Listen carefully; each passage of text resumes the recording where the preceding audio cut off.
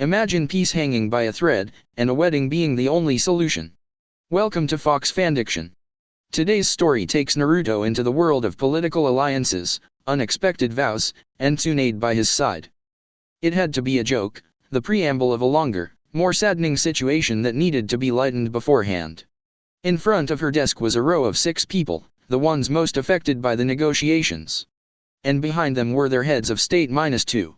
The ones in front were Kurotsuki of Rock, Yujito of Cloud, Fu of Waterfall, Naruto of Leaf, Mei of Mist, and Temari of Sand. Behind them were Oniki, Ai, Shivuki, and Gaara. Kurotsuki was the first one to break. "This is a joke, right?" she asked dangerously with a smile on her face. The smile showed her teeth in a most unnatural way. It was a smile that just screamed, "This better be a joke, or I'm clawing someone's throat out." Tsunade smiled back, though hers was real and triumphant. "Absolutely not. Welcome to the most influential political marriage of all time."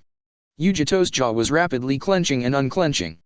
Despite her faith in her poker face and dutiful loyalty to her leadership, there were things that couldn't be allowed for. She wouldn't overtly speak out at the meeting, but a quick glance to Ai was all she needed to do to get the fact across that she didn't find it acceptable in the slightest and that there would be a follow-up. Maybe even a refusal to do her job. Fu looked shocked, but didn't share in the righteous indignation of the rest.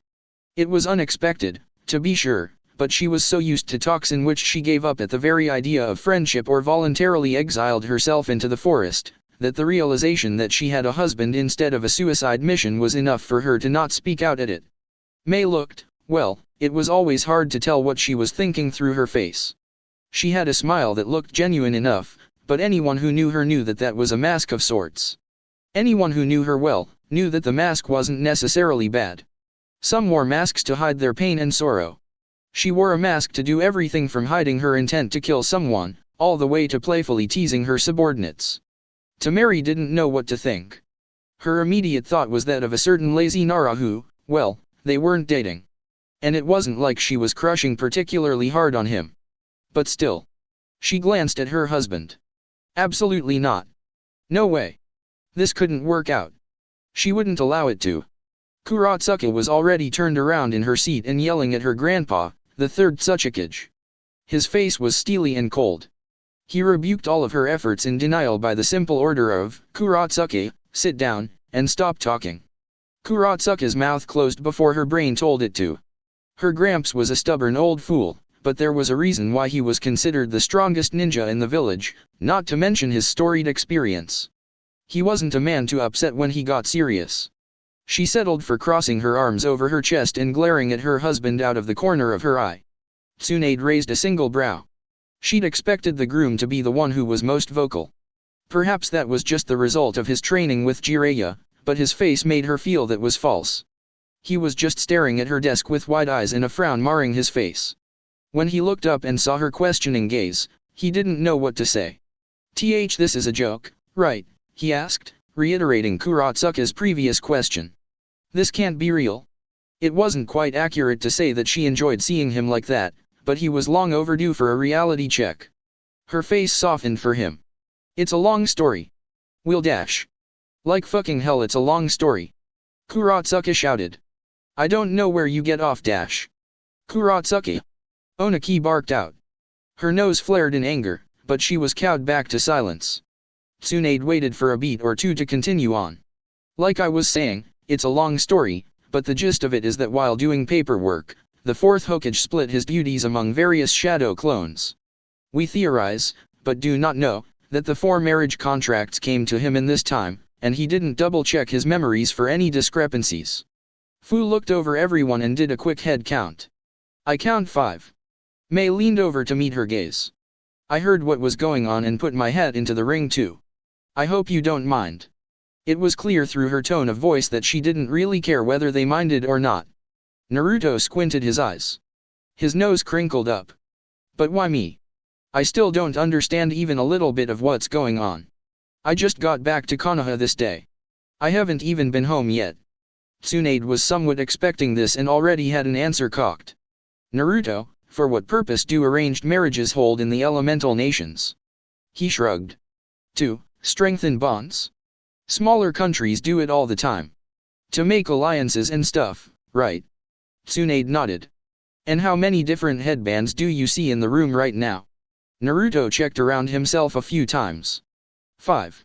And how many girls women do you see next to you? Naruto didn't have to check around himself again. 5. Tsunade splayed her hands out. Do you see where we're going with this? Naruto's face scrunched up again, though this time it was in thought. You want to make an alliance with the other 5 countries. Still though. Why does this he gesticulated around the room? Have to happen this way? Why can't we just all sign a paper or something? Yeah, Kurotsuka piped up. This is stupid. We could just sign another treaty like all the others. Tsunade looked at her with an upturned brow. And how did all those other treaties pan out? Kurotsuka opened her mouth, but after a few uttered syllables, closed it. But why me? Naruto continued on. Why us? Tsunade swept a hand to the 6 situated in front of her. We have an elite Jonin, Jinhuriki of the Two Tails, and step-niece-in-law of the current Raikage, the Jinhuriki, and only one of 2 strong military assets of the Hidden Waterfall, the sister to the Kaze Cage, leader of the Hidden Mist and carrier of 2 Kekai Genkai, and granddaughter of the current Tsuchikage, who is also the holder of a Kekai Genkai. All these people are influential and important figures to the people of their respective 5 countries. Naruto paused and looked at the 5 more carefully. How could so many people that are so important be there? 2 of them were Jinhuriki no less. But I like Sakura. Tsunade's face softened some more. Naruto, a Hokage has a duty to the citizenry before she has a duty to her friends and family. I have not made this decision lightly. It is, however, for the good of the people. And not just our people. For all people. You could be instrumental to peace on this continent. Naruto bit his bottom lip and sunk back down to his seat. I just want to say, Temari proffered, that this is a terrible plan. That piqued Tsunade's interest. Oh. Temari, with wide eyes, looked at all the people in the room. You do realize that we're all shinobi, right? You know, people who kill, lie, and cheat for a living. We're also a people with deep-seated grudges and hatreds for each other. Historically, we're the kind of people who prefer the easy way out, the killy way out. Even if by some miracle, we don't manage to kill each other, there are others that will absolutely take advantage of this situation to turn us against ourselves. And, I have to stress, the likeliness of us not killing each other is really low. Temari pointed to Kurotsuka and Yujito in turn. Look at them. Kurotsuka turned to glare at the Sand Mistress. Sure, she hated the situation more than anyone, but she hated being looked down on even more. Yujito didn't even react. She was too busy going over in her head how she was going to tell off AI and the exact way in which she would threaten to leave if he went through with it. Tsunade looked down on Temari. And you wouldn't risk it? Sure, I have no real idea that any of you don't have ulterior motives. She turned her gaze to the 4 heads of state behind the now harem, but if there's even a 1% chance of this working, don't you want to try it out? Hunger, gone. Military engagements, gone. Inordinate suffering, gone. If we could put less money into figuring out ways to kill each other, we could put that money into things like infrastructure, and mass education, and a focus on technological developments. Us heads of state are already planning a way to pool our resources in a way that could develop our poor regions. This could change the world. Regardless, May said with her smile not slacking in the slightest. The contracts have already been signed. There's nothing any of us can do about this now. And what the hell do you get out of this? Kurotsuka fired off. May turned her head to the girl. Excuse me. You threw your hat in the ring. You're doing this of your own free will. Why? On the outside, her expression didn't change, but there was an edge now present in her voice. My people just went through a very long, bloody, and brutal civil war. We want nothing more than peace and a future where blood doesn't have to be shed. Is that so? Because I'm pretty sure the Hidden Mist is flat broke right now. Are you sure this isn't about any of those pooled resources you're in need of? I don't see the connection. Well, I don't intend to whore myself out, even if it's for the people. If you don't shut your mouth, I'll melt you with your own guts. Do you see this? Temari asked, hands wringing her hair. We're already at each other's throats. Silence! Tsunade shouted. The room fell into an unnatural end. The annoyance that had been percolating behind in her gut finally came out full force. Yes, You're right. This may very well be the worst idea in the history of the shinobi world. You're right. I can't trust any of you to not kill each other. You're right. I'm sure there are ulterior motives abound here. But get this through all your brains right now, this is happening. It's happening right now and right here. You better get used to it. Yujito was still stewing in thought, Fu was trying to make herself smaller, Naruto was still in shock, Kuratsuka looked like she wanted to explode, Temari was annoyed, and Mei, well, it was always hard to tell what she was thinking. Shizun. Shizun poked her head through the door. Is it all over? Tsunade gripped the bridge of her nose, trying to stem the oncoming headache. Show them all to where they'll be staying. Yujito stood up, practically knocking the chair back from the force. She said, I'll figure it out, before dashing out one of the open windows. Ai sighed into the palm of his hand, said don't worry. I'll hold up my end of the bargain, and jumped out the same window, accidentally tearing through its borders and shattering the nearby ones that were open. The headache got more intense. I need to breathe, Temari said, twirling out her fan and jumping out the window. Gaara didn't look very surprised. I'll hold it up too, he said, following her out the window. The headache was starting to hurt. Fuck this.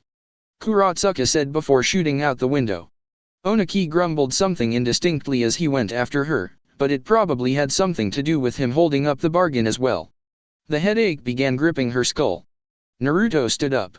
I just need to go. The normally boisterous and energetic lad slunk out of the room past a sorry-faced Shizun. And Mei said need to go to the little girl's room. Don't wait up. The Mizukage stood up and walked past Shizun as well, going the opposite direction Naruto went. Fu looked at Shizun, who was doing her best to make herself look small. Well, I guess it's just the two of us, huh? Shizun smiled nervously and nodded. Yeah. The seven-tailed Jinhyuriki stood up and went to follow Shizun out of the room. Tsunade sighed and sat back down in her seat. The deep throbbing in her head was starting to die down a little bit. The door crashed back open with a red-faced Jiraiya breathing heavily. What's this I hear about a political marriage? What the hell were you thinking? And the headache came back full force. So hey, here are some important things. 1. I will be writing both this and my next book concurrently. The book takes precedence, so don't expect much in way of frequent updates with huge word counts. 2. I'm going to be writing this with character development and interpersonal relationships in mind more than fight scenes. I'll try to be comedic when I can and when it suits the story, but it will have an overall more serious vibe. 3. Give me some ideas of names for this FIC. I'm not personally attached to 5 signatures, since that's not even accurate to the story. And I don't want something that riffs off, never use shadow clones to do your paperwork. I'll mention you in any honorable mentions in the next chapter if you come up with a good one. 4. Ages as are in canon. The book that I've written that's currently out is called, A Most Beautiful Shade of Red. It's about a guy who wakes up in a room full of desiccated corpse remains with no idea as to how he got there and has to find a way to survive the perils that face him after he exits and make it back home in, hopefully, one piece. It's on Kindle. Most things have a Kindle app. Hell, my Windows Phone has a Kindle app and Windows phones have a 2% market share in the mobile phone area. I'm not much for shilling my stuff, so this is probably all you're going to hear about it, unless you do want to hear about it, in which case you should let me know in a PM or a review. Check it out and buy it if you like it. It's only $3. Or it's free if you have Kindle Unlimited. I guess that's it. Chapters probably won't be this short, but don't expect much. Chapter 2. Yujito was waiting on the rooftop of a medium-sized building. The sun was just starting to set on the hidden leaf and she got a pretty good view of it happening. It didn't have anything on cloud, which had a setting sun turn a blank swath of white cloud into a toiling ocean of orange-pink radiance. Leaf had trees, though. She liked them. They were a plus. A heavy impact hit the roof behind her. She knew it was the wreckage just as a child would know a parent's footsteps. Although it would be quite a stretch to call him a father figure, he was a constant in her life. One of the few. Yujito turned around to him as slowly as she could. A heavy frown marred her face. What were you thinking? She spat out. His face was steely. He normally wasn't like that. Whenever someone refused his orders or insulted him without reason, he was more likely to get into a shouting match, which would very likely end up with the opposing party with a few smashed ribs, rather than the detached veneer of someone disinterested in another's plight. I made the decision almost 17 years ago. I did what I thought I had to do for the good of Kumo. His voice was moderate and reasoned, a far cry from the usual. Regardless, you can offer someone else up for the job, because I'm not doing it. Yujito dash. Nope. I refuse. Yujito snarled out. I have been a loyal ninja to Kumo for as long as I have lived. And for what? My childhood, ruined. My adolescence, ruined.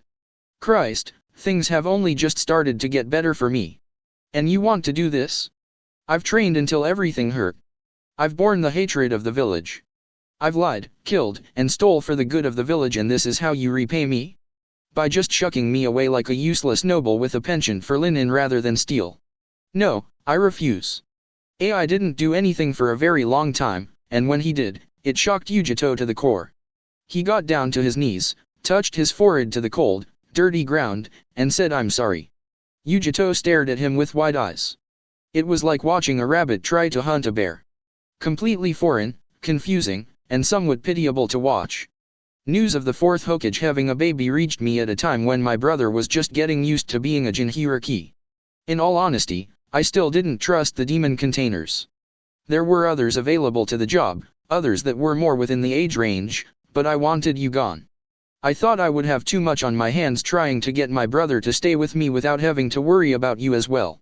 If it went well, we had an easy ally that took care of a problem Jinhiriki, and if it went bad, we had all the justification and rallying cry needed for war. This thinking was wrong, and I apologize. Yujito gulped. It was difficult seeing him like that. Rise, she said. AI got up from the ground and stared at her with the same steely expression as before. Yujito pursed her lips and looked to the side. So what's the plan then? Kill them all? Make it look like it was the one with the black hair. AI walked up to her and planted a single hand on her shoulder. I want you to try. Yujito's brows furrowed in confusion. What? AI's eyes went half-lidded as he looked away at the sunset. It's pretty, isn't it? Doesn't have anything on Kumo, but still, it's pretty. Yujito followed his gaze. What? She repeated. AI sighed. When I was younger, the only thing I wanted to do was to go to war. Expand our influence and power and bring stability to the world. Now, all I want is for peace. So no, I don't want you to kill anyone. I want you to try. Yujito's face soured. You really want me to get married? Play the wife? Play the happy woman who waves at the ninja of cloud? She shook her head. No, I really d-dash. I don't want you to play, AI said, cutting her off. I don't want you to pretend to do anything. I want you to try. Earnestly. Really. With all your might, I want you to try. AI paused for a bit to let what he said sink in, then said, I know you don't have any friends back in Kumo. Or any romantic prospects, or any real attachment to our home other than your sense of duty. If it doesn't work out, I'll try to convince the others that another choice would be better. AI turned to look her in the eye, but if I find out you didn't try 100%, I'll demote you to a genin.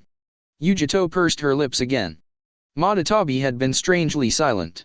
She didn't know if the cat was asleep, or just formulating a deep and inquisitive response, but she really needed that cat's advice right about now. She'd try. She owed AI that much. Anything else was out of the question, however. She didn't do seduction missions and she didn't do prostitute missions. Yujito was a proud ninja of the hidden cloud. She'd do her mission as it was assigned. No more, no less. 0000000. Gaara found his sister at the top branch of a tree overlooking Konoha. He floated up her and they stood, side by side, for a few minutes in complete and utter silence. I'm sorry, Gaara said finally, breaking the silence. Temari sighed a deep sigh. It's fine, I guess. Gaara turned to look at his sister a bit more seriously. You're taking this better than I thought you would. Temari shrugged. Everything's going to implode in on itself anyway. There's no way this could be sustainable. What upsets me the most is that you didn't even tell me beforehand. Gaara looked down at his feet. Because of me, everybody was scared of approaching you. Not everybody, that one fellow seemed nice, but... Gaara trailed off. You didn't have any friends or crushes or dates or anything else. All because of me. I drove everybody away from you and Kankuro. Temari turned to look at her brother more seriously. Wait, you're doing this because you want me to date your best friend? Not going to lie, that's pretty twisted. Gaara sighed. Father was the one who signed out the marriage contract in the first place. I got an eagle from Konoha saying that there were copies of not only yours, but 3 others in Konoha as well, and was invited to the negotiations. Granted, I could have refused, but Naruto's been through a lot. He's just like me, and you to a greater extent. I think you two would work well together. And I never really liked that Shikamaru. Temari thought back to all her interactions with the blonde-haired Uzumaki. They weren't that favorable. He was brash and bold and didn't think things through. He ran into situations instead of evaluating them. He may have grown from a pipsqueak into rather well-built teenager, but the mind doesn't change so readily. I'll stick with it until it explodes. Don't expect me to leap into harm's way to protect him or anything. As soon as shit gets tilted, I'm out. Gaara closed his mouth. Fair enough. Try to keep an open mind though. I think this could work out. Temari huffed. I doubt it. 000000000. Kuratsuka didn't get very far before her grandfather flew behind her and tapped a finger between her shoulder blades. She fell to the floor with nary a grunt as the force of gravity on her body tripled over the course of half a second. Once she was on the ground, she was huffing and puffing for air. The force of gravity on her chest made it a struggle to even expand her sternum. Onaki sighed and lifted his finger, releasing the gravity technique. Kuratsuka pushed up from the ground and started heaping in great amounts of oxygen to her lungs. Once she was of full breath, she glared at her grandfather. Why? You know why? No, I don't. Konoha killed my mom, your daughter-in-law. I don't want shit to do with them if I can't help it. Then you go and marry me off to a fucking Jinhiriki of the Leaf. So if you have something in that infinite pile of Viagra and wisdom you call a brain, please enlighten me. Onaki lighted on the ground. His full height was barely taller than her when she was on her ass. Don't think I don't have my fair share of a grudge against Konoha. If you can't recall, I was in every single shinobi war and in every single one of them, we were pitted against each other. I've killed my fair share of leaves, and the leaves have killed their fair share of my friends and family. So why this? We should be thinking of ways to get rid of them for good. Is this marriage thing a ploy or something? Onaki's perpetual frown deepened until it looked like his face was split in two. When I first signed that treaty, we were just out of another war. This one claimed your mother's life. By that time, I had already seen too many of my friends and family die. I don't want there to be another war. I don't want to lose you, or my son. But why can't it be someone else? You're not going to be the third for much longer. When you die, I'm just going to be the granddaughter of a dead guy. Everything will work out fine. Look, I'm not asking you fall in love with him, or bear his children, or to even like him. Just don't kill him. And you probably shouldn't try to piss him off either. You're right. He is a Jinhiriki, after all. Kuratsuka frowned and looked off to the side. Dad know about this. I informed him, yes. You're not really giving me much of a choice in this. Fine, I won't kill him. The trees are a nice change of pace, after all. Might as well try to have fun. Kuratsuka stood up and went to follow the secretary's chakra signature. She might have been overreacting before. It wasn't like the treaty was going to last. At worst, she would be kicking back in the hidden leaf for a year or so. Before she went off after Shizuan, she turned around and said one last thing. Oh, and if he comes onto me, I'm gelding him. Just so you know. 000000000. Fu stepped trepidatiously into the doorway. The house was pretty big. Not exactly a mansion or anything, but there were enough bedrooms at least. Well, almost enough. 5 rooms for 6 people. She wouldn't mind roughing it, though. A couch was always better than the bundle of leaves she called a mattress. The house looked like no one had ever lived inside of it. Fu almost expected a real estate agent to poke a head through a door and greet her with a patently fake smile. Or, she would if she had a more whole understanding of the real estate market. Shizuan shifted nervously behind her. It's part of a housing development in Konoha. No one ever bought it, so as long as you're in Konoha, it's your home. Fu looked to her with a confused look on her face. As long as I'm in Konoha? Doesn't it belong to me even when I'm out? Oh, sorry. Not like mine. Like, partial ownership. I guess it would have to be a 6-way split. Shizun waited a beat to see if she would continue. I don't understand the question. Fu jumped onto the couch in the living room and tested its springiness. Well, I am a member of your village now. Shizun just looked even more confused. I'm sorry. Fu looked around. Is that not how it works? I know it doesn't happen that much, but people from different villages do marry every now and then. Turns into a whole thing. They get dual citizenship. Do I not get that too? Come to think of it, do I get multi-citizenship? Why, you're right. I didn't think of that. I think the fine details of the treaty are being worked out right now, but I can't imagine you wouldn't get the same treatment as any other political marriage. Fu went up the bookshelves on the living room and started skimming through the spines. Did I say something wrong? Sorry, I don't talk to people much. I'm not the most social of animals. I can insult people without meaning to sometimes. No, of course not. Why do you say that? Fu turned around to look at her more fully. Because you stutter a lot when you're talking to me. When I bring up difficult subjects, the tendons on your neck get really pronounced. Especially when I bring up my husband, you get particularly fidgety. Did I do something wrong? Shizun bit her lower lip and shifted her weight awkwardly from foot to foot. Naruto's important to me and my master. I don't agree with her decision to continue on with this marriage thing against all of the wishes of the ones most directly involved. I don't want him to get hurt, and and I'm married to him now, Fu stated blankly. Shizun cringed a little bit. You can say that so glibly. Fu looked around confusedly. Well, it is fact. You don't. You're okay with this? You're okay with being married to someone against your will? Fu shrugged. Wouldn't be the worst thing that's ever happened to me. He seems, it was a little bit hard to get a read on him.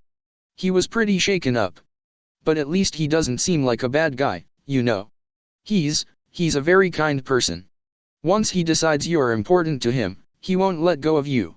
He'll help you even it means getting a hand thrust through his chest, or standing up to a monster that he has no hope of beating. Fu smiled. That's great then. He sounds awesome. He looked kinda cool too. Fu nodded, more to herself than anything. Yeah, this sounds fine. Shizun faltered for a moment. You're okay with sharing him? With 4 other women? Fu shrugged. Nothing's perfect. Besides, the other 4 didn't seem too fond of him. I guess that older one did, but she seemed a bit aloof? Is that the right word? Whatever. Shizun sighed and looked down. At least this one didn't appear to be dangerous. She couldn't say the same for the older blonde and the younger raven-haired. She'd met Tamari before and could say that she at least wasn't one to get riled up. As for Mei. There was a knock at the door, bringing Shizun out of her mind. She berated herself in her head for being so lost in thought as to not notice the creeping chakra signature and went to answer the door. Before she had a chance to answer it, the knob turned on its own and Yujito stepped inside with a disinterested gaze as she scanned the house. She turned to Shizun. Is there a dojo in here, or do I have to go to a training ground to do my daily exercises? Shizun nodded quickly without missing a beat. Being nice to the visiting shinobi was important, after all. Yes, there is a small dojo in the house. Do you want me to show it to Y-? Yujito shook her head. That will be fine. Where is my assigned room? There are no assigned rooms. You and everyone else will just have figure it out amongst yourselves, I suppose. One of the corners of her mouth tilted downwards. She had a feeling there was going to be a lot of arguing over those rooms. I see. Hey. Fu said excitedly as she ran up to the militaristic woman. I'm Fu, it's nice to meet you. She thrust a hand forward, only enhancing her look of elation. One of Yujito's eyebrows raised slowly. I'm Yujito, she said, gingerly taking the younger girl's hand in her own, almost like she was handling something either dangerous or disgusting. Fu leaned forward a little bit. Yujito. Yujito was a bit confused. What? Fu's head cocked to the side. You don't have a last name. Yujito planted a single step backwards. That girl had no idea of what a personal space bubble was. Yes, I do. It's NII. It's only polite to offer your full name before expecting someone else to do the same, after all. There was an edge in her voice, clearly annoyed by the girl's social faux pas. But I did. My name's Fu. Just Fu. Oh, is that a cultural trait of Hidden Waterfall, mononyms? Nope. Yujito waited a few seconds for Fu to elaborate on that, but when nothing came, nodded to herself, almost like she was expecting it, and started walking past her. See you in the morning, I guess. Oh, wait, you're a Jinhyuriki, right? Yujito paused and looked down on the girl. Yes, I am. I'm the host of the two-tailed demon death cat. Huh, Fu said with a small amount of wonder. That's a pretty cool title. I've just got the seven-tailed beetle. His name's Kome. He's pretty cool. Yujito looked the girl up and down a few times. The happy-go-lucky types never sat well with her. They were always too unpredictable. Right, Yujito said while nodding. Matatabe's pretty cool too. Now, it's late and I want to dash. Is this where I'm supposed to be? Yujito, Fu, and Shizun turned to look as Temari walked in through the door with a careful expression. Ah, guess it is. Where's my room? We have to figure it out amongst ourselves, Yujito said. Right. Temari looked around. Food, she asked. I haven't had anything to eat yet.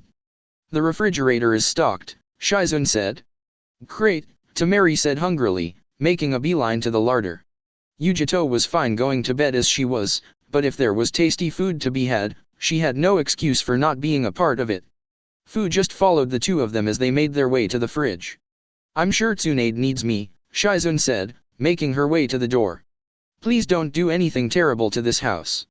Right, Temari said, only half listening as she opened the fridge. Fu's face lit up like a Christmas tree when she beheld its contents. There was ham, chicken, eggs, beef, fruits and vegetables, sauces and condiments, and everything and anything she could never afford but had always wanted. Temari clicked her tongue. I guess it is a bit too much to ask for leftovers. What?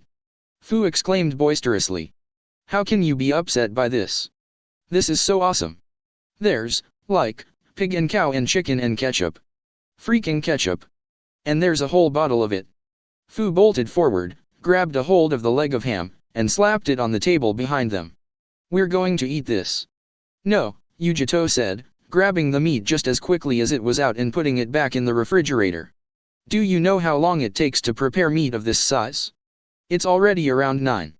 I don't want to be up until midnight helping you cook food. Fu crossed her arms over her chest. Then I'll make it myself. Do you even know how to operate an oven? Yeah. Okay, prove it. Fu stomped her way to the oven and stared at the buttons for a few seconds. Then a few more seconds. Finally, she carefully pushed the big one on the side, only for it to beep out at her in protest. Erg, Fu growled, starting to push buttons on the screen wantonly. Why doesn't this work? Yujito grabbed an apple from the fridge and bit into it. Because it's proofed against children and people who don't know how to use ovens, she said after swallowing the first bite. If you really want it that bad, I'll help you out tomorrow. For now, just try to get something simple for yourself. Fu puffed her cheeks and groaned, but eventually relented. There was so much wonderful food in there and she had to settle for something simple? That wasn't fair. Not even a little bit. The door banged open and Kuratsuka walked in with one hand rubbing her shoulders and back. Is this where I'm staying? Nice duds. Hey, Fu said excitedly. Wanna make some ham? Kuratsuka's eyebrows knit together. What, like leg of ham? No way, that'll take way too long. Plus, I'm not even hungry. Fu deflated. How about tomorrow then? Kuratsuka shrugged. I dunno, she said as she walked to where she assumed the stairs would be. Oh, and I've got dibs on the biggest room. Once she was out of earshot, Temari leaned against the countertop and crossed her arms over her chest. That's a bit of a switch of character, huh? Yujito nodded. Sorry, what was your name again? Temari of the desert. You. Yujito nii. And I'm Fu, Fu said, rushing forward to offer her hand. Temari took it in her own with a half smile. Nice to meet you, hopefully we'll get along for as long as this lasts. Oh. Yujito asked. What's that supposed to mean?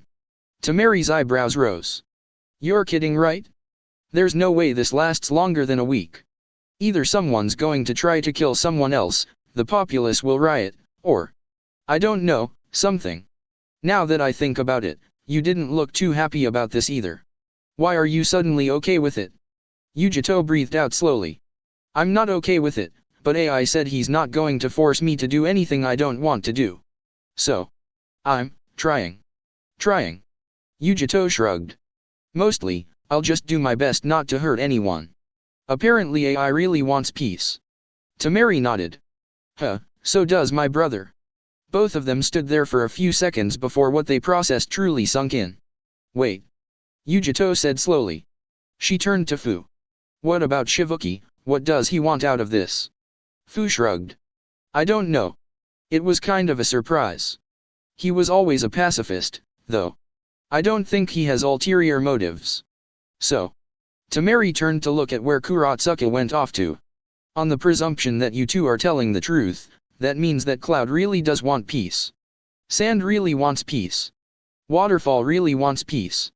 Mei needs the money for her nation, so she wants peace too. Konoha wants peace, because come on, they always do. Rock is really the only variable we don't know about here. They've always been warmongers, Fu quipped in. I'm sure they say the same about Konoha, Yujito said. Temari cupped her chin in morbid thought. Then that means. The door opened again to show Mei walking in sedately. She quickly noticed the three in the kitchen and walked over to them. Hello. Has everyone claimed their rooms yet? Fu said uncertainly. What was her name again? Kuratsuke, Temari said. She said she was claiming the biggest room. We haven't been up there yet. So, go ahead. Maybe later. Is there anything appetizing in the refrigerator? Mei asked as she opened it up. Nothing ready to go, Temari said. Mei was already reaching in for the eggs, milk, and ketchup by the time Temari finished speaking. Surely you're capable of making something for yourself. Well, yeah, Temari said indignantly, it's late, is all. That's no excuse, Mei said, putting a pan on the stove and setting it to medium-high. What are you making? Fu asked. Mei grabbed a bowl out of one of the cupboards and started mixing the eggs and the milk together.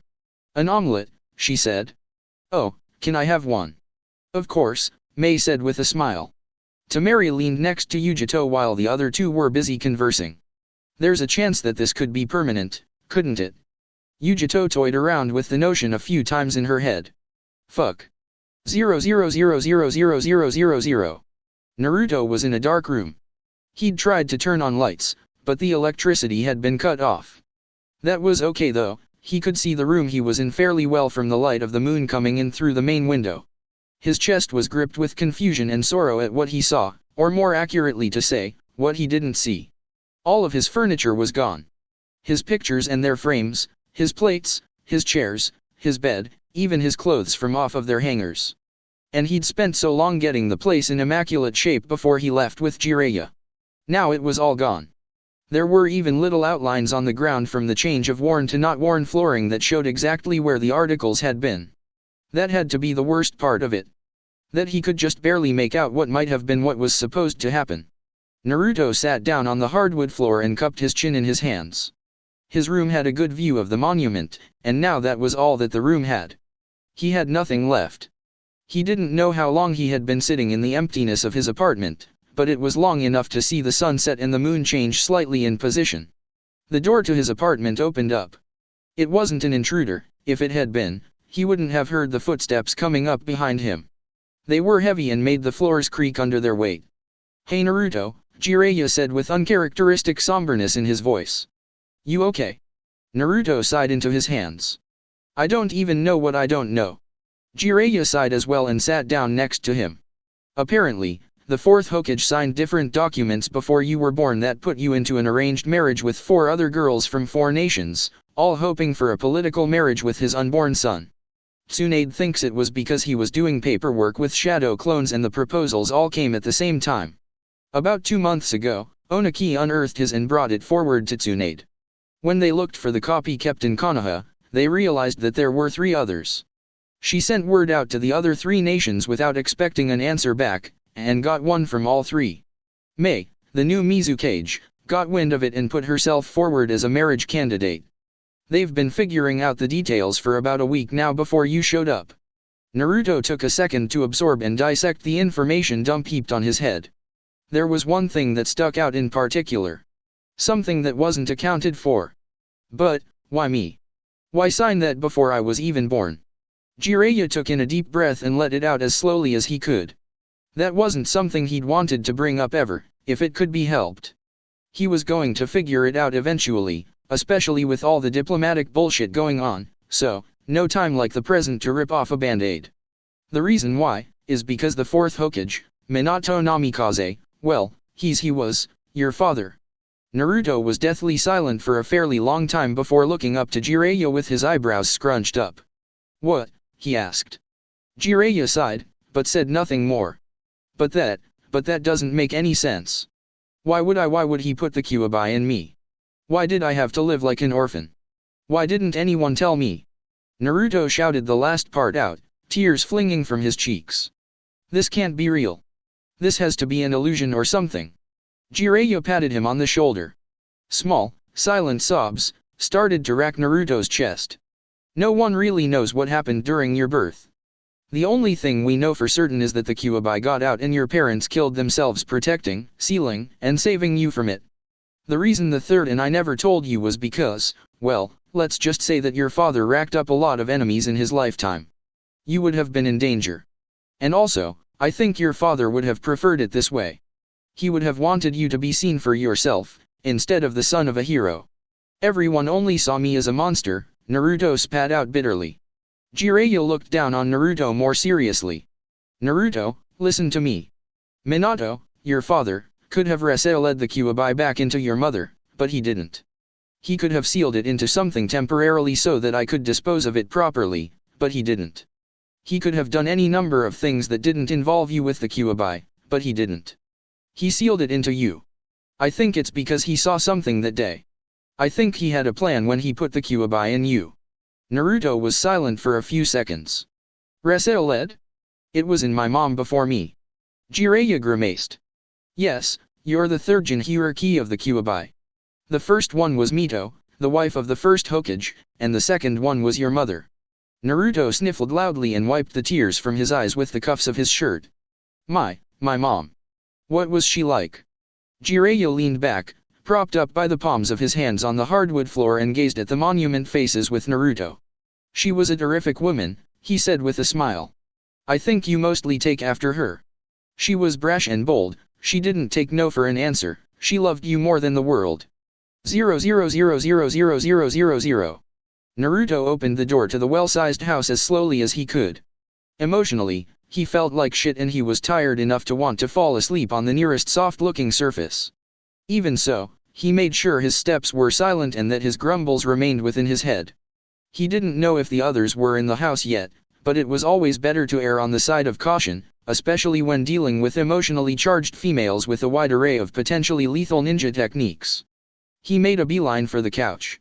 The pervy sage said that there were 5 bedrooms and he didn't want to risk opening a door he shouldn't. Besides, it wasn't like the couch was the worst option for a sleeping surface. And, walking up to it, it looked surprisingly lived-in and comfortable. From the scarce lighting, he could see irregular pillows under a woolen blanket. Had Shizune already set something up for him? That was nice of her. If only he noticed the slight movement underneath the blanket indicating breathing. Or the mop of green hair poking out the end.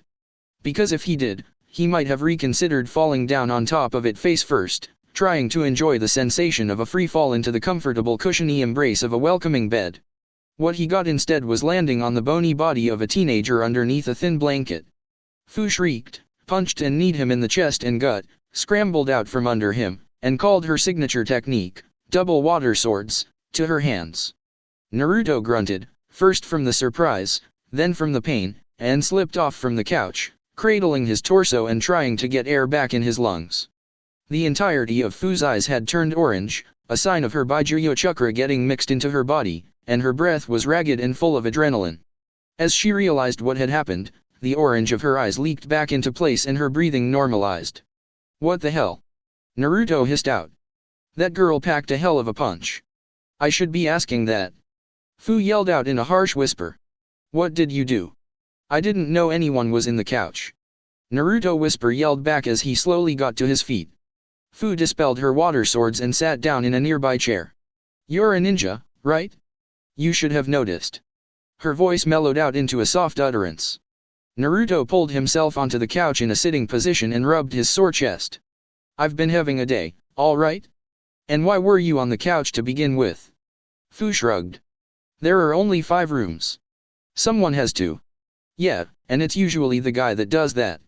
Or at least the last person who walks in the house. Fu crossed her arms over her chest. I was trying to be nice. You didn't look like you having a good day when I saw you. Looked like you could use a soft bed. Naruto closed his eyes and let his breathing return to normal.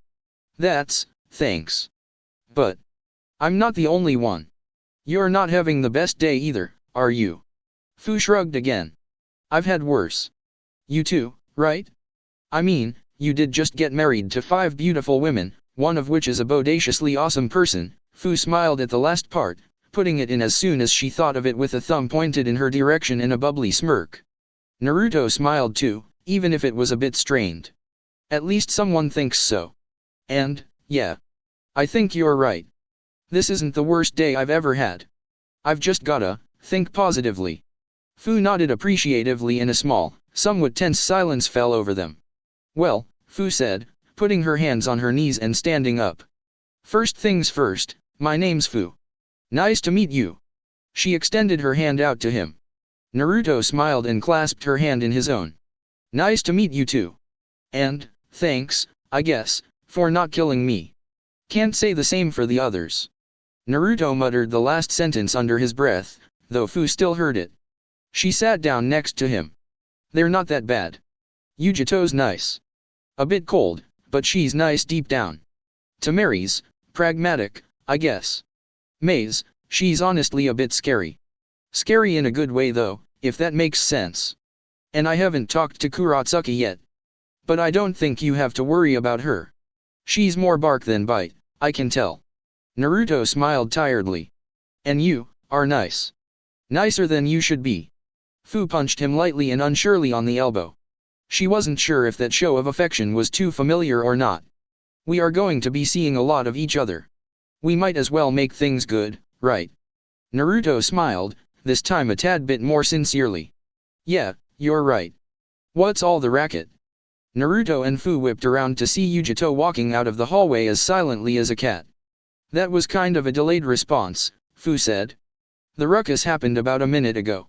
Yujito stopped in front of the couch with her arms crossed over her chest. Oh, I was awake the second he walked in the door. I've been listening in your conversation and decided to introduce myself. So, here I am. Yujito nii, pleased to make your acquaintance. Yeah. I'm Naruto Uzumaki. Likewise.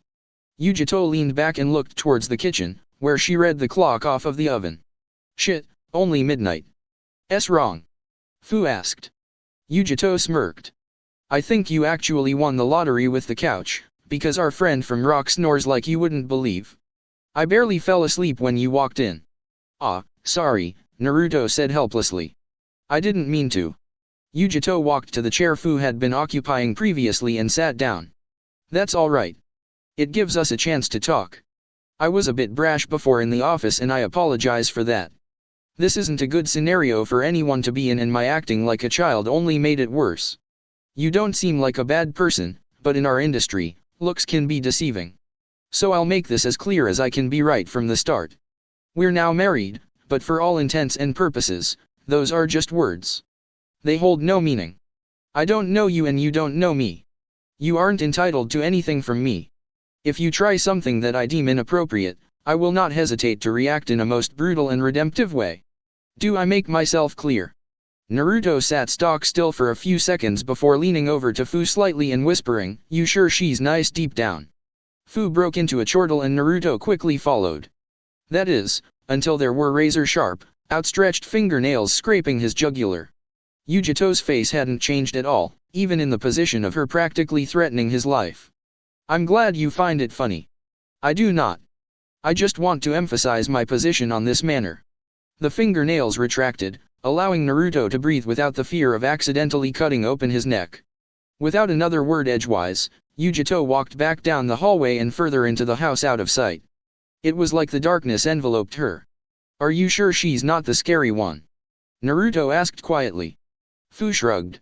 At least she's helping me cook up ham for dinner tomorrow. Naruto's eyebrows furrowed. Ham. Fu's face got an electric smile. Yeah. There's so much food in the fridge, including a whole ham leg. And there's an oven too. Making it's going to be so easy. And trust me, I should know. I tried to cook a pig over a wood fire once. It went terribly. Open fire isn't good for big meat. Naruto laughed despite the situation he was in. This might be hard to deal with, but at least one of them was nice. 000000000. Two figures cloaked in black suits of red clouds looked out over the walls of the great hidden leaf from a vantage point far away. One was short, wide, and shuffled around to get to where he needed to go. The other was tall, somewhat lanky, and had a ponytail of blonde hair peeking out of his outfit. This complicates matters, Deidara muttered. What should we do? We only need to get the Kaze cage, right? Sasori's throat rumbled with dissatisfaction. There are the other cage to consider as well. Along with the two Jinhuriki. We won't win if we go with a frontal attack. We should pull back for now. But Sasori, my man, you just said the solution to the problem. We won't win with a frontal assault. So, we go a different route. Sasori glanced up to his partner. Are you sure you'll be able to contain yourself? Deidara smiled predatorily. It's not about containment. It's about letting loose at just the right moment. I've got some good story names from various people, but I'm going to let it go through one more wave of reviews. Also, buy my book. In between the time of posting the last chapter and posting this chapter, I've realized that I really like shilling my book. So I'm probably going to do it a lot. At least until I'm rich and famous, that is. The book's title is, A Most Beautiful Shade of Red. Have a gentlemanly day. Chapter 3. Naruto didn't get very much sleep. There were a lot of reasons for that, the most obvious one being that he didn't even get to his new home until midnight. The second most obvious was because he didn't want to brave the darkness of the halls and risk running into the crazy super sharp nail lady and risk his genitalia, so he pulled a few somewhat uncomfortable chairs together and slept on them opposite Fu. However, the third most obvious reason why he didn't get much sleep was the thing that kept him up the longest, strangely enough, and it was him doing something he usually didn't like doing. Thinking. And the more he thought about his situation, the more scared he got. It got to the point where he was planning out how to approach Tsunade, when to approach her, and what to say to her in order to do anything from getting someone else to replace him, all the way to maybe just a round-table bodyguard system in place.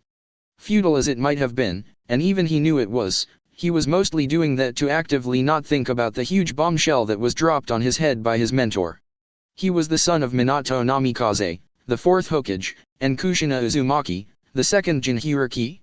Well, that explained the whisker marks at least. On one hand, it was nice knowing who his parents were, but on the other, every time he thought about it, more questions just popped up in his head like molehills. His brain was eating away at itself trying to make justifications for any of the reasons why he had to suffer and it just couldn't. Nothing that made sense anyway. And thus, he only truly fell asleep around the 4 o'clock mark. Unluckily enough for him, Temari was a morning person, and she didn't get much sleep either thanks to a certain lady ninja from rock belting away through her nasal cavities. So around 5 o'clock, he awoke to the sound and smells of bacon sizzling on a pan in the kitchen that was directly across from the living room. 1 hour of sleep a happy man does not make. Naruto sat up, smacking his lips together to get the feeling of sleep bile off his tongue and immediately winced. The morning sunrise was in perfect view of the living room window and also at the perfect height where it blinded him sitting up. He tumbled off the couch and walked over to the kitchen, where Temari was poking at the strips of meat. Hey Temari, he muttered as he nosed through the fridge. She was wearing felt pajamas with patterns of weasels flying around on it. Hey Naruto, she replied flatly, want me to throw a few strips on for you too? She was asking more out of politeness rather than intimacy. Yeah, he said quickly, still blinking the light out of his eyes. Thanks. Don't mention it, she said lowly as she reached for more pig meat. The pan's sizzling exploded in intensity when she put the new ones on. You a morning person too? She asked. Naruto shook his head emphatically. Nope. Didn't sleep well. Temari nodded knowingly. Someone needs to get that girl some sleep plugs or something. Naruto's face scrunched in confusion. What? No, I mean, I was sleeping over there. He pointed to the bed he was using as a sleep surface. I was awake because, stuff. Stuff, huh? Tamari asked in an almost mocking tone. Because that's not vague. I was, thinking, okay? You weren't. Tamari shrugged, putting the pieces of bacon that were ready for consumption on a plate with a paper towel on it. I was trying to blot out the sounds of a lion's death throes coming from Kuratsuka's room. But, yes, I guess that contributed to it. Naruto sighed and leaned against the counter. We're married now, aren't we? That's so weird to think about. I should be freaking out right now. Don't, Tamari warned. It's not like this is real or anything. Not like real. If I had to guess, it would probably be just a stamped paper and nothing else. I'm sure it's all ceremonial. So does that mean, we can see other people?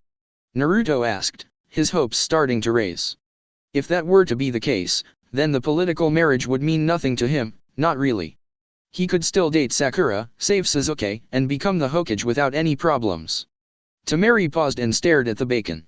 Traditionally, it wasn't uncommon for both spouses in a political marriage to be able to take lovers aside from their partners, but the way Tsunade described their marriage made it seem like it was going to be broadcasted all across the world as a message of peace to tie all the nations together.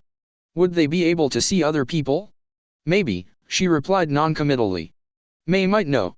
She went back to Cage administration shortly, meeting up with the rest of them the night before. Naruto yawned widely. Well, I don't really know you that well, but at least you don't look crazy. That makes 2 out of 5. 2. Tamari asked. Naruto nodded. Yeah, you and Fu. Have you met the other 3? Naruto tapped his finger to his chin. What the cloud chick's name? Started with a U. Yujito. Naruto nodded. Yeah, her. She threatened to kill me if I came on to her. So I'm going to have to put her down on the try not to interact with much list. Tamari giggled. Doesn't that mean you just have to not act like an asshole? Naruto touched his throat at around where her knife-like nails had been last night. Perhaps he wasn't explaining it properly. I guess, Naruto replied helplessly. Sometimes it was better to accept defeat, move on with the conversation. He learned that from Jiraiya, though admittedly, the roles were usually reversed. The sounds of shuffled stomping came from the hallway. Kuratsuka poked her head through to the kitchen with bleary eyes and midway through a large yawn when she realized it was occupied by both Naruto and Tamari. Her yawn turned into a smirk. Hey lover boy, she said sleepily. It was obvious that she was being condescending rather than playful. Even Naruto knew that. He just scrunched his eyebrows and looked at her confusedly. What was your name again? He knew better than anyone that someone dismissing a call for attention was the worst feeling possible when one was seeking it. Her smirk turned into a light frown. Kuratsuka, she almost spat out as she shuffled over to where the drawers were and started raiding them for cereal. So what does breakfast usually look like in Rock, Kuratsuka? Tamari asked disinterestedly. Cereal and field rations. No bacon? Naruto asked, munching through a strip as Tamari added a few more to the pan. She brought out the fixings for cereal and started up her usual breakfast with the ease and grace of a person who had been doing it for years. Look, as much as I'd like to play house with you all, I think I'll pass. I've got things to do, places to go, people to see, and all that jazz. And I don't want to do it with you. Naruto snorted. What do you have to do? You're not on a mission, are you? She smiled at him with an over-exaggerated sweetness. That's confidential, honey. A tick mark formed on Naruto's forehead, but he didn't respond to her. It's not like it really mattered what she was doing, but just the way she responded to him got on his nerves. Way more than Sasuke ever had, that was for sure. Yujito walked in so silently that Naruto wasn't even sure how long she'd been standing there, just that when he took a step back, he nearly bumped into her. Ever the dexterous type, she sidestepped him and grabbed a piece of bacon from the bacon plate without making a sound. Whoa, Naruto said appreciatively. You're like a cat. Yujito practically growled as she gave him the stink eye. Was that you trying to be funny? Naruto looked from side to side a few times. What? No, I just didn't even know you were there. You move like a cat. It's because, Fu said from the couch and pausing to take a yawn. She's the Jinhuriki of Madatabi, the two-tailed demon death cat. You know, cats. Naruto said in realization. Yujito leveled a hard stare at him. You didn't know that. Naruto sighed. It was too early in the morning for this. Nope, I didn't miss. I'll kill you if you try anything. Yujito shrugged. I will. Yeah, I know you will. The point is, that's not how you're supposed to introduce yourself to someone you're meeting for the first time. Even I know that. Tamari looked over at everyone. Am I the only one who brought a second pair of clothes? Indeed, everyone was wearing what they had come into the house with, and all the clothing was slightly rumpled, indicating they'd been slept in, with the slight exception of Naruto, who had taken off his jacket. Naruto shrugged helplessly. I don't know where they took my stuff. Kuratsuka started paying attention to the conversation. Wait, you're a fan of orange tracksuits, right? Naruto nodded slowly, already dreading the answer. Yeah. Kuratsuka pointed her spoon at him. I think I might have slept in your room. There were a bunch of those in the closet, she said through a mouthful of ninja OS. Naruto leaned against the countertop. That's one mystery solved. Oh, wait a minute. Does that mean the penguin sleeping cap was yours too? Naruto nodded. Ah. I didn't know my honey was such a softie, Kuratsuka said in a baby voice. The tick mark returned with a vengeance. And I didn't know that my dearest dash. Don't. Tamari warned. She's just trying to get a rise out of you. Naruto took a deep breath. He might have been able to deal with the situation better if he had gotten more sleep. Too bad that didn't happen. Kuratsuka just sat back with a smirk on her face and continued eating her cereal. He already really fucking hated her and could already tell they were going to get along like C4 and an electric charge. Fu tumbled out of the couch, blearily mumbling too early. You're a ninja, Yujito said sternly. You should be able to get out of bed at a moment's notice. I can, Fu said defensively. But what kind of masochist wants to wake up at 5 o'clock? Tamari, Kuratsuka, and Yujito all raised their hands. Fu pouted at them. I'm surrounded by weirdos. Here, Naruto said, making Fu huff a few breaths of laughter out. Is that bacon I smell? Mei asked, obscured by the hallway. Yeah. Naruto said emphatically, going for another slice. It's really good tea dash. He didn't get the last part out because his windpipe suddenly got obstructed with semi-chewed pieces of bacon. The reason for this was from the involuntary gasp when he saw what Mei was wearing. Or, wasn't wearing, for lack of a better term.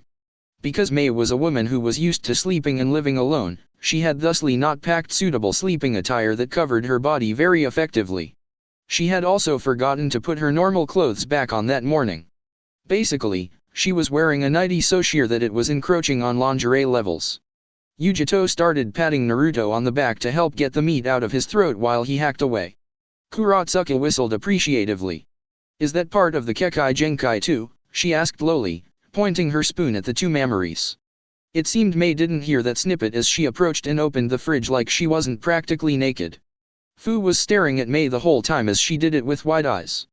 Tamari spared a glance, made a sound like a mixture of a huff and a scoff, and went back to her cooking. It was an obvious ploy for attention, especially from the only male variety in the house, who was just starting to cough out the rest of the bacon stuck in his lungs. How old was she? Shouldn't she be acting more mature? As soon as Naruto was done coughing, he stood up straight and made sure to divert attention away from Mei. Even so, his face was a dangerous shade of red and there was a major threat of nosebleed. His constitution wasn't so low that he'd pop a boner at the mere mention of sexuality, but he was afraid of what might happen if he stayed there. Right, he coughed into his hand as he beheld the contours of the counter. Well, I'm going to talk to Granny. She's probably up by now. Mei's face scrunched up in worry. And what about breakfast? It's the most important meal of the day, you know. Naruto nodded, still refusing to look at her. He didn't trust his eyes not to wander, and he also didn't want to set a bad first impression on the people he had a feeling he was going to be seeing a lot of. Oh, yeah, I know. I'll get something more satisfying on the way, he said on his way to the door. 00000000. 6:30 a.m. Tsunade groaned as she stretched her back out. She'd been hunched over her work for so long that when she tried to bend the other way, there were audible cracks as her vertebrae sorted themselves back out. She was getting too old for this shit. Of all the monumental achievements bequeathed to society due to the advancements of chakra utilization towards domestic use, why couldn't there be a better way to read over and sign documents in a professional manner? Honestly, the amount of times that she considered just moving her bed into her office to do Granny. The door burst open with a bang and showed Naruto in the middle of the doors, agitated, but not considerably short of breath. There were dark bags under his eyes and his clothes were ruffled. Tsunade was jostled back to attention and looked back at him with dark bags of her own. Not that he'd know, they were obscured by her youth genjutsu. Yeah, she mumbled lazily before coughing and straightening out her spine. Yes. She asked again, this time in a more commanding way. Naruto walked up to her desk and placed his palms on the table. See, can you could you RRG? He had planned out how to ask her beforehand, but his words just kept getting muddled in his mouth. Fuck it. He was a man of action anyway. This isn't going to work. He finally got out. Tsunade let her back slump forward and caught her head by the bridge of her nose with her fingers. There's no stopping this dash. I know. It's just okay, so one of them's nice. That's great. She's great. Good. Her name's Fu. One of them, I don't really know that well, but she's okay. Tamari and I get along fine enough. One of them, the one from Rock, I cannot stand. She's such a dash. Naruto, Tsunade warned. The Tsuchikage's still in the village here and the walls have ears. Don't say something you wouldn't say to him. Naruto huffed and crossed his arms over his chest. Even he has to know that his granddaughter's a bit of a cunt. Oh, Christ, Tsunade muttered as she started to rub her temples. And another one, the one from Cloud, Yujito, she threatened to kill me if I came onto her. Which okay, yeah, I get it, don't come onto her, but those were the first things she ever said to me. It was unprovoked. And then, she did this weird nail elongation thingy and put M to my neck. And those things were sharp. I think the lines are still showing on my skin. Naruto tilted his head back till she could see. Tsunade peeked under his chin. He wasn't lying. And I'm pretty sure the last one's an exhibitionist, Naruto said conclusively. Tsunade shrugged helplessly. I don't know what you want me to tell you. At least none of them threatened to kill you outright. That's a plus, right? The status of me not having a death threat should be normal. Tsunade splayed her hands out to the side. Yes, and you're going to have to deal with it. Naruto's face scrunched in frustration and he even took a deep breath like he was about to yell, but he let it out through his nose at the last second. He took a few more deep breaths and sat in the chair opposite Tsunade. Okay, I get it. It's going to happen. But that doesn't mean I have to live with them, does it? It's all just words on paper. Why did you pack up my apartment anyway? My things were good where they were. Tsunade slapped her hands down on the desk a bit harder than she maybe should have. Look, Naruto, the only way any of you are going to get along better is if you spend some time with each other. So yes, I took the liberty of sending your apartment to the house in the biggest room there. And that's a good house, might I add. You would have had to spend your whole life doing missions as a genin if you wanted to even put a down payment on it. Naruto took a calming breath and leveled his tired eyes back onto her. Do I have to spend much time with them? Yes. Naruto flipped his hands through the air in a show of barely restrained consternation. Why? Were you not listening last night? We could have all signed a paper that would have been torn to shreds the moment more than two people had their backs turned. The whole reason that you six were married was because you are important both to the villages and the people inside of it. So yes, you have to interact with each other.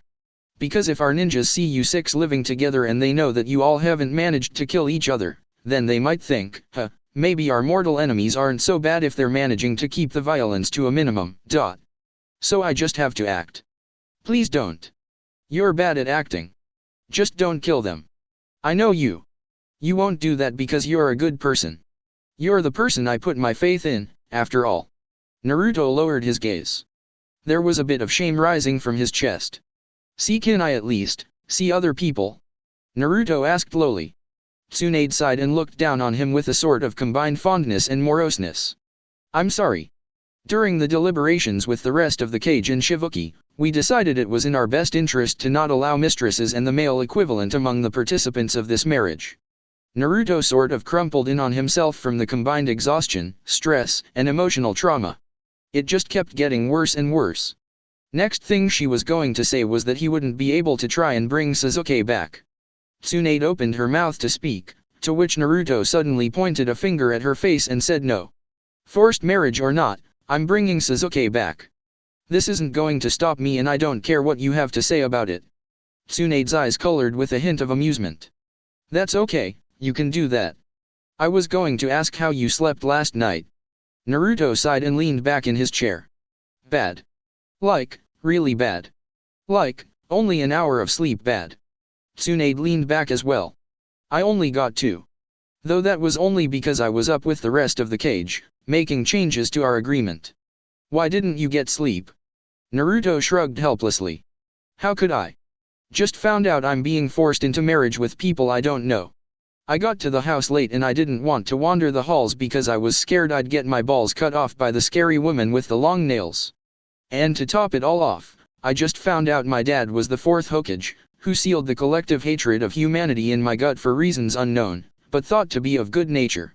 Tsunade's eyebrows quirked. So Jiraiya told you about your father?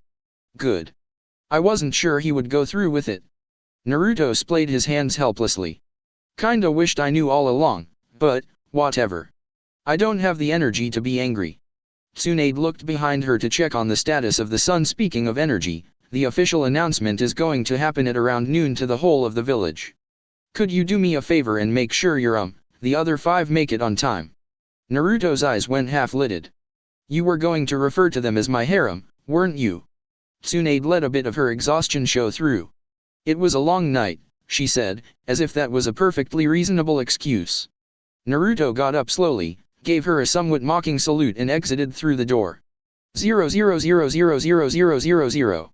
7 a.m. Naruto went to his favorite training ground next. Whenever his brain was stumped with a difficult question, it always helped to go to a field and train his body in various ninjutsu.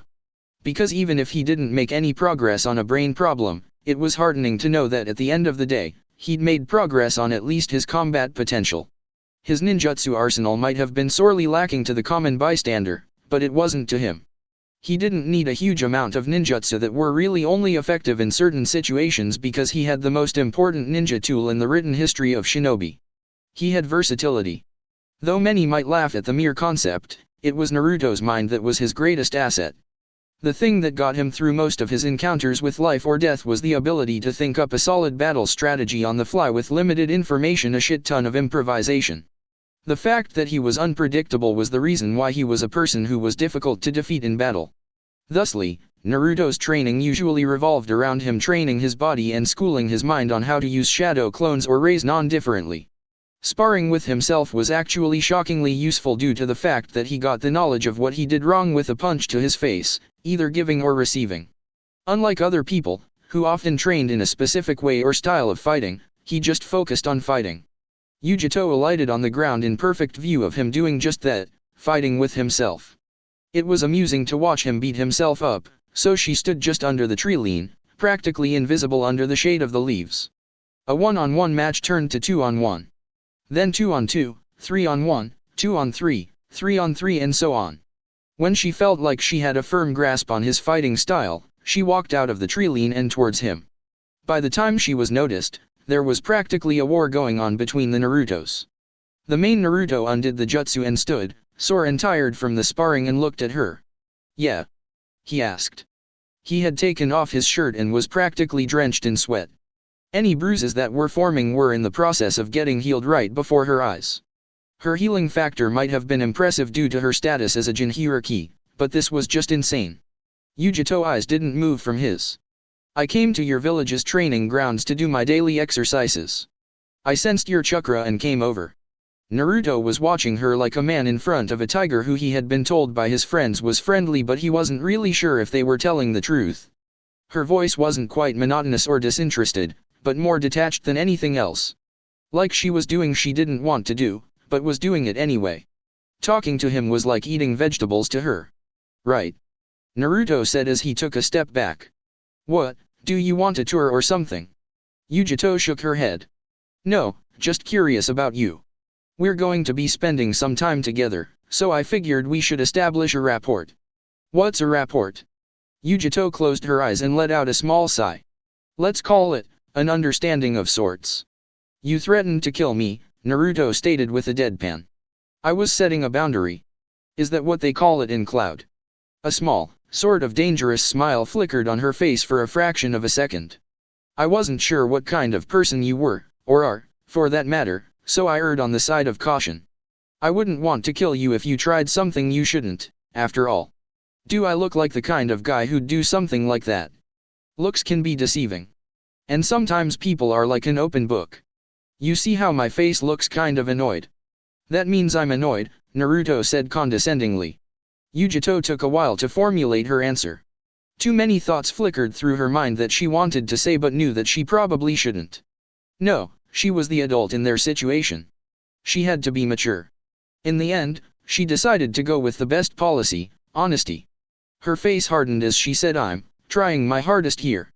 I've just been sent to a country that, historically, I've been at war with my entire life, been told that I was getting in an arranged marriage along with 4 other women, and to top it all off, it's to a boy.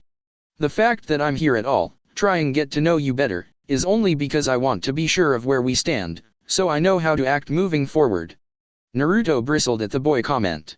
She might have been trying for a reasoned response by wearing her thoughts on her sleeve, but it had the opposite effect. He walked up to her and glared at her. She was only 2 or so inches taller than him, so where did she get off calling him a boy? She didn't look that much older than him. I'm not a boy, Naruto said, his eyes slanting dangerously. Yujito huffed out of amusement. She was almost twice his age and had been training as a shinobi non-stop since she was a child. Did he actually think he stood an ice cube's chance in hell against her? Where did all that arrogance come from? Yujito smiled and placed a single finger against his chest. Would you like to put your money where your mouth is, boy? Naruto slapped the hand from his chest. What are the conditions? Taijutsu only. Works for me. They both waited in a status of complete and utter stillness. The wind picked up and ruffled the tree's branches off in the distance. One of the small green leaves broke off a branch and fluttered through the air until it was between them. As soon as that leaf alighted on the ground, they flew into a furious brawl. 000000000. 7:30. A Naruto clone opened the door to the house the 6 of them were staying at. The only person immediately visible inside was Mei, who was sitting at a table in the kitchen with a newspaper in her hand. Thankfully, she was fully clothed. The clone walked in and leaned against a wall leading to the kitchen. Are you the only one here? He asked. Mei's head tilted a fraction, though her eyes didn't leave the paper. Ah, Naruto. Nice to see you too. Naruto, after a few seconds of deliberation, took a seat opposite her. His face scrunched up for a moment. Mei, right. Mei nodded her head. So are you the only one here? He reiterated. She nodded again. Right, well the announcement to the village is happening at noon, so Granny wants you be there at around that time, okay? He was about to get back up, but Mei's eyes snapped away from the paper to his, interrupting his train of thought. Did you just call the most powerful woman in the entire village Granny? Naruto nodded, a small mischievous smile on his face. Yeah. Did you know that she's actually really old and just hides it all with a genjutsu? Mei looked up, considering that for a moment, before saying I suppose that would make sense. She is from a few generations above me, after all.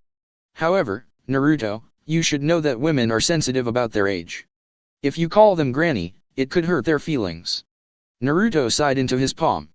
Look, we have a bit of a history with each other. When I first met her, she was a rotten old hag who was willing to throw Konoha to the wolves. Some things happened, I won a bet, and now she's the Hokage. She's a good person now, don't get me wrong, but I'll never stop calling her that. Mei smiled with a sweetness that couldn't be natural and looked back to her newspaper. That didn't sit well with him, so he asked. Why? Mei asked, looking up from the printed word. Why does it bother you that much? How old are you anyway? Mei's face was dangerously still for 5 seconds. 5 whole seconds of doing nothing but looking at him with a smile on her face. He could tell that she was just stalling for time as she figured out an answer, but it still creeped the hell out of him. I'm 24, she finally said. And as for why calling her Granny bothers me so much, it's simply proper etiquette. But she is old enough to be a grandmother. It's a term of endearment. Mei nodded her head down.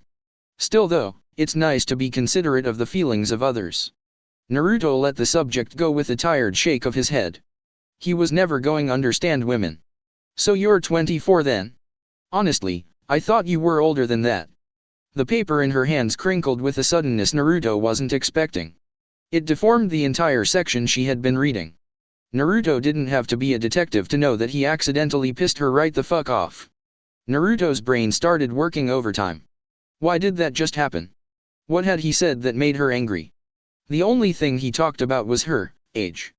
Naruto choked on his words as he started to get them out. I mean, I only thought that because you, act so mature. You look exactly your age. Mei started inadvertently leaking malicious chakra from her body, making Naruto even more on edge. Why couldn't women be more simple? Why did every interaction he had with one have to be a walking minefield? And why the hell was Mei sensitive about her age? She was only 24. Naruto, Mei said slowly and with barely restrained anger. The malicious chakra started to disperse.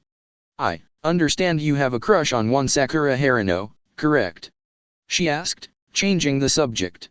Naruto gulped audibly. Yeah. He said, looking down and grabbing the back of his head. Mei put the newspaper down serenely. She took a deep breath in and out, then looked at him with her full attention. Her smile was gone. Well, I'm sorry to say that among a few slight changes to your duties as a shinobi, there is the fact that we, the Kage of our villages, have made the agreement that concubines or extraneous lovers shouldn't be allowed. Naruto held up a hand to interrupt her. Yeah, I know. Granny told me. But, what other changes to my duties are there? Mei considered for a moment. Nothing of major consequence. You'll be more protected since you're the member with the lowest prestige and ability in our arrangement. Also, after the announcement here in the Leaf, the 6 of us will be going around the countries in a circle making similar announcements to the villages, ending with the Iron Country. Setting aside that bit about lowest prestige and ability, Naruto asked, what village is in Iron Country? That's where the convention of minor villages is going to be held. Shibuki of Waterfall is acting as the de facto leader of the Minor Village Alliance. Naruto's eyes widened somewhat. There's a Minor Village Alliance. It's mostly just talk, so I doubt many of the shinobi of those same villages are aware of it either. You didn't think Fu was just representative of Waterfall, did you? Well, she is, but she's also representing the villages smaller than the Big Five. Damn. Damn indeed. The Naruto clone slapped both of his knees and went to stand up. I'm done here. Announcement at noon and dash. And Naruto? Mei asked serenely. She had her face back on. Every time she wore it, it filled his stomach with no small amount of dread. Yeah, he asked. Don't ever talk about my age again, or I'll kill you. With not a second left to lose, the Naruto clone dispelled in a hurry. He knew that even if she was inclined to begin hostilities against him that he wouldn't feel anything and would dispel anyways, but that face made him think twice about it. At least he knew now to steer clear of that woman like she were the plague. 000000000. 742. Another Naruto clone was patrolling the village, looking for the 3 other girls. He had seen Kuratsuki in the sights of another clone, so that only left Temari and Fu left to alert. 2 people in an entire village that housed tens of thousands. This wasn't going to be fun. Naruto landed on the ground, kicking up some dust from the street. The dirt ground was dry and flew up easily. It was hot out, more so than usual, and it was mostly due to the humidity. And it was only morning. He couldn't imagine how hot it would be throughout the day. It was enough to make him consider running across the ground, where shade tended to be more plentiful, rather than the rooftops that he had grown accustomed to. He put his hands on his hips and looked around the somewhat populated streets. He needed to consume something cold. A lot of the buildings and shops had changed since he'd been away. He hadn't even tracked down most of his friends yet. It was a good thing businesses opened up early in Konoha. As he looked around more sedately, he realized that his feet had inadvertently found his way to Ichiraku's. Ramen with a cool drink sounded perfect. Temari and Fu could wait. He flipped away the flaps and was halfway through saying, "Hey old man, guess who's B-" before he realized one of his targets was sitting at the stools. She was out of her pajamas and had put on a black kimono with red trimming. On her back was a war fan as tall as herself. Temari turned around and looked at him. It was as if someone had drained all the emotion out of her face and had just left the exhaustion. "Hey Naruto!" Toki exclaimed exuberantly. "When did you get back? Sit down, let me get you a bowl of your favorite." Naruto smiled, though it was lacking in a lot of conviction, and sat down next to Temari. His interactions with Mei had taught him to handle the opposite sex like one would handle high-impact explosives. In front of her was a practically untouched bowl of ramen heavy with vegetables. "So what brings you here?" Naruto asked gingerly. Temari straightened out her spine and sighed. "Nothing. What about you?" She was talking like her mouth was on autopilot. Pleasantries spilled from her lips with perfect ease and practice, but her heart wasn't in it. It's hot out," Naruto said lamely. "Hey old man, can I have something cold to drink?" Tuka tilted his head away from the ramen pot for a second. "Like what?" "There are options now." Even though his face wasn't visible, Naruto could just feel the grin on the old man's lips. "Yes sir. We got all kinds of things now. Lemonade. Right up." Naruto and Tuka started up a back and forth, bringing Naruto up to speed on the goings-on and happenings of Konoha as well as Tuka a little insight on Naruto's training trip. Most of it was just idle chit-chat that didn't really mean anything, however. Temari sat still and stared listlessly into her bowl the entire way through their interactions. She was listening, but she also wasn't. Eventually, a few people filtered in through the flaps and Tuka's attention was drawn away from Naruto. He sat awkwardly still and began to dig into his ramen. It was hard to sit next to a said person without asking them what was wrong. "So Naruto started out, swallowing a particularly hefty portion of noodles. "Granny's announcing the whole thing at noon. We all need to be there for it." Temari nodded, but other than that, Naruto was given no indication to whether or not she was actually listening. Naruto put his chopsticks on top of the bowl and turned around to face her fully. "Okay, what's wrong?" he asked directly. Temari glanced his way. "Nothing. It's not nothing. You look like a zombie." Her brow furrowed with annoyance as she turned to him. "I said it doesn't matter. It's none of your business anyway. Why do you care?" "Oh my god," Naruto said as he pinched his temples with his thumb and fingers, obscuring his eyes. "I asked because there's something obviously bothering you. Don't just bottle all that stuff up. Just talk already. It's not like I'm going to tell anyone if it's embarrassing." Temari seemed to lose the energy she had gained from her annoyance and looked back to her ramen bowl. "Everything's wrong. This whole situation, cock-up, alliance, harem, whatever it is. I'm married now to a person I barely know. This is just, it's fucked. That's what it is. It's fucked." Naruto lowered his voice. "You were fine this morning." Temari glared at her ramen. "You know Shikamaru?" Naruto nodded. "Well, I've liked him and I got the feeling that he liked me for a while. There was always this, it's not like it was tension or anything, but it was like the both of us were waiting for the other one to make a move. I just told him a few minutes ago about the contract. About the fact that I'm now in a harem." Naruto's mood started to turn more along the lines of hers. "Oh," he said. I think it's starting to sink in. This could be it. This," she gesticulated around her wildly. "This could be me for the rest of my life, stuck in a loveless marriage with 4 other women." She pinched the bridge of her nose. "I shouldn't be mad at you, you didn't do anything wrong, but it's hard not to be." "I'm angry too, you know," Naruto said with his lowest energy setting possible. "It's not fair. This sucks. But, it's not like this has to define you, or anything. It's just words on paper. I, for one, am still going to become Hokage no matter what's in my way. I'm going to bring my best friend back home and I'm going to fulfill my promise to Sakura. What about you? What do you want to do?" Temari rested her chin on her palm. She was back to staring at her noodles. "I just wanted a normal life. Aren't you the daughter of the Kage of your village? I'm pretty sure normal wasn't an option the moment you were born. I am the sister of the Kage right now, actually. And, it's not like I wanted a life without excitement. I just wanted to be able to make friends in the academy. Or to walk down the street without people whispering behind my back. Shikamaru was actually probably the only person I know of that actually treated me like a normal human." After a few moments of heavy deliberation, Naruto reached out a hand and patted her on the back with a small amount of trepidation. It was like he was patting the back of a dog he suspected might have rabies. "You know, I could be your friend." She looked at him like he was speaking a second language. "What?" "And so could Sakura and Ino and Hinata. Kiba acts like a mutt and Shino's a bit creepy sometimes. Choji's really into food, like really into food, and you know Shikamaru. Lee's really cool, but he doesn't have an off switch. Niji's kind of a bastard, but he's nice deep down. And I don't really know a lot about Tenten, but, actually, I think she's probably the most normal person I know. They're all my friends, and now, they're all yours. See how that works? Temari was silent for a short time. I'm not the biggest social butterfly in the world. Do you really think they'd like the unwilling wife of a friend?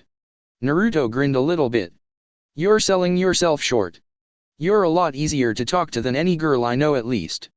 That has to count for something. Plus, you're pretty.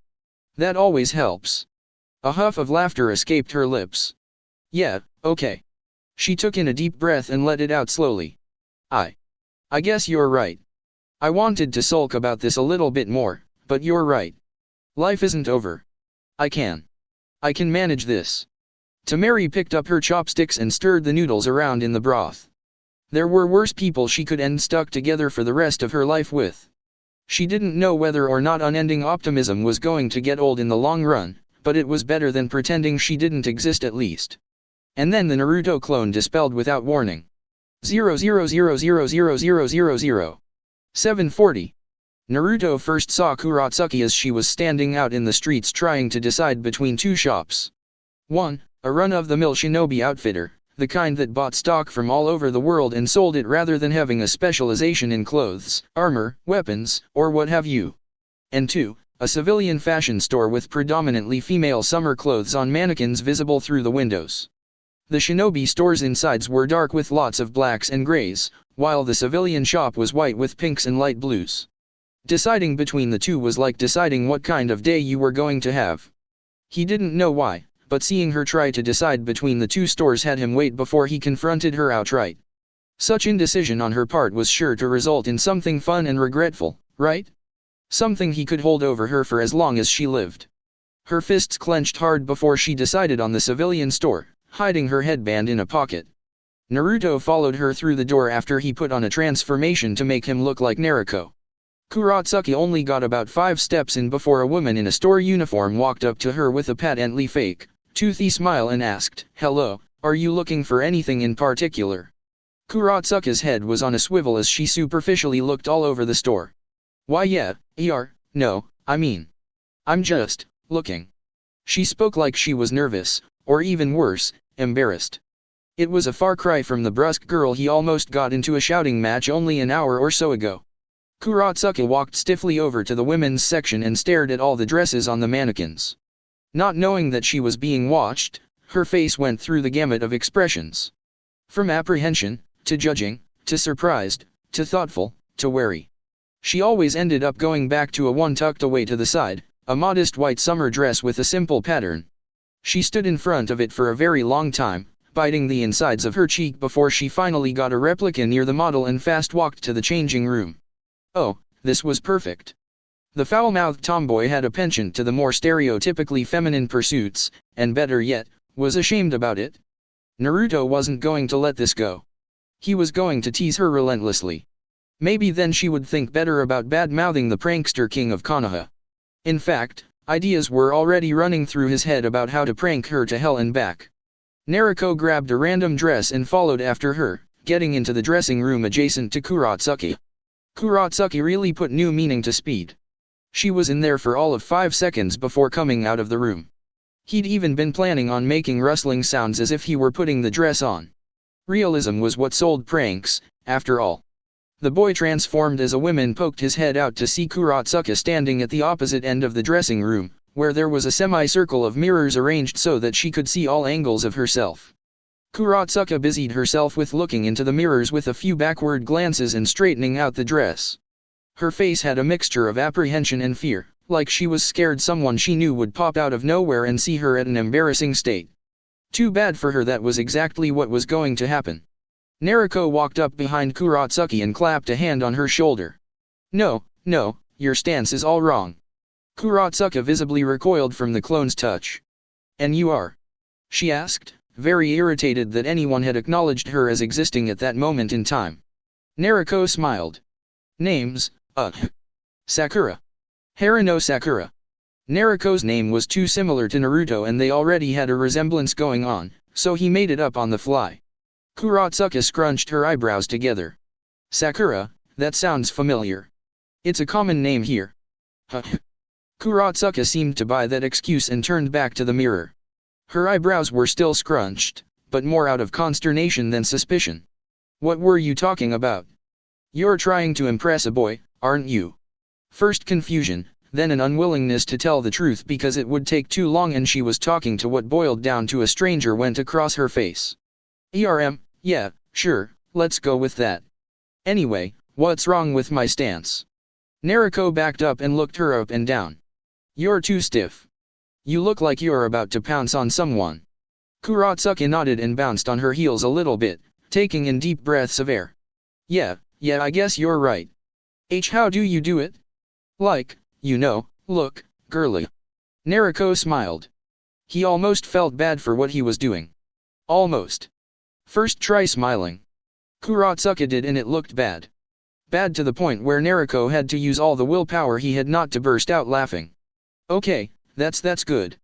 Just try to think of something funny. Kurotsuka's face morphed into frustration before she relaxed herself and tried again. Naruto wished he had a camera to commemorate the event. But those were bulky, expensive, and hard to carry out anywhere. Why don't you just try a pose, then? Doesn't have to be serious. It can just, warm you up. Naruto was going to have to make an award ceremony if only to give him the medal of world-class bullshitter. Kurotsuka put one hand on the side of her head and one on her hip, then tried to smile. Naruto burst out laughing despite his body's earnest struggle to keep calm. He laughed and laughed until Kurotsuka looked at him like he was an insane person. She'd looked about as ridiculous as a bear in a tutu. What the hell's your problem? Oh dearest, I'm just having the most fun I think I've ever had in my life. Naruto undid the transformation as he doubled over from the laughter. Kurotsuka's face turned bright red from a mixture of embarrassment and supreme anger. When Naruto saw this happen, he pointed at her face and started laughing harder. She cracked her knuckles very harshly, starting the process of ramping down Naruto's natural high. Any last words before I encase you in cement for the rest of your godforsaken life? She asked in a low voice. Naruto held up a hand. Yeah, he took in a deep breath. What? Sure, you can do whatever you want, but only after I tell you something. Speak. Granny's making the announcement at noon. So be at the cage administration at around then. That it? Naruto shrugged with a, please for the love of God, punch me in the face. Yeah, but it's not like it really matters. I'm a CL-. Without Kurotsuka having done anything, the Naruto clone dispelled mid-sentence. At first, she thought it was a deliberate move on his part to escape her wrath, but then she felt a sort of malice begin to permeate through the air. She'd felt that sort of feeling before. It made her forget all the righteous fury that had been building in her body until that moment. It made her uneasy, then somewhat frightened. She dashed through the dressing room to see the various workers of the shop milling back and forth with frightened and worried expressions on their faces. They could feel it too, but they also knew that there wasn't anything exploding or the roars of great beasts that had become familiar to them, even if they had only heard it on one occasion. It was demonic, unrestrained chakra. Kurotsuka began to feel real, unbridled fear. 000000000. 744. The Naruto clone was, for lack of a better word, starting to feel good. He couldn't really put a finger on the whys, whens, or hows, just that when he was with Fu, he felt happier. It didn't take long for him to find Fu, in fact, it was more Fu who found him, and when they met, he decided to take her on a tour of Konoha. She was bubbly and happy and interesting and not just easy to talk to, but fun to talk to. He laughed a lot when he was with her. He couldn't remember the last time he felt so comfortable around someone. And that was only adding on to the fact that they had only been really interacting for about an hour or so. It was like she wore her heart on her sleeve. She desperately wanted to connect to people and to have fun with them. He couldn't think of another person who was as much alike as him in personality than her. Perhaps that age-old adage of, opposites attract, really was bogus. Because he was really starting to like her. Currently, they were resting on top of the 4th Hokage's monument head eating a boxed breakfast from a vendor. In a world where duty meets heart, can true love bloom from a political deal? Thanks for watching this Naruto twist, only on Fox Fanfiction. Like, share, and subscribe for more insane anime stories.